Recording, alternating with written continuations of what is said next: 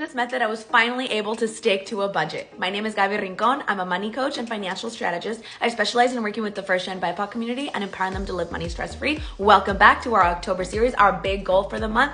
Back to budgeting basics. Remember that the budget is like a plan for your money. And if you don't have a plan for your money, then how are you going to effectively meet your goals, right? We are no longer associating budget with a negative, with a deficit, with scarcity, having a sacrifice. Instead, we're like, budget, yes. That's exactly how I make sure that I meet my savings targets, that I'm able to align my life to what I want it to look like, that I secure financial health, financial freedom. We went over the different ways to budget, right? The strategies of like a zero-based budget, an anti-budget, and also the 50-30-20, maybe now called the 60-20-20. How do you decide which one to choose? When I'm working with clients one-on-one in a group setting, we decide to kind of incorporate aspects of each one. So from the zero-based budget, we want to purposefully, intentionally allocate a job for every dollar. So we want to make sure that we are zeroing out our income. Again, that doesn't mean that your checking account gets to zero. And with the anti-budget, like most of us don't like to categorize every single category of expenses. So we like to take the vibe of like, okay, take your income minus your expenses, your savings, and then you can discretionary spend the rest.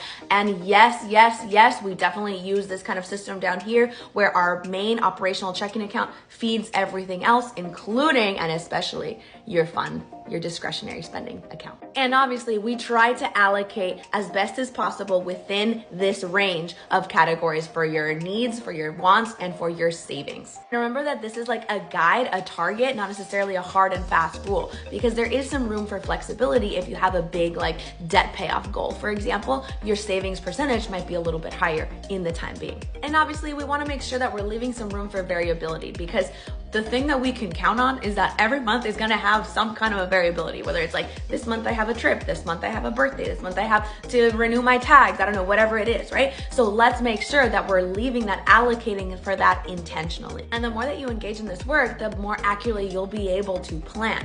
Meaning like the budget cycle is a plan, project, right? And then the other part, reflect, adjust.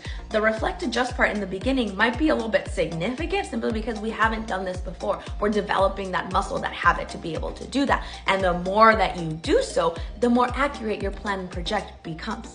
And remember, if you want some one-on-one support to create a plan that actually aligns and that works for you, please book a consultation. I'd love to work with you.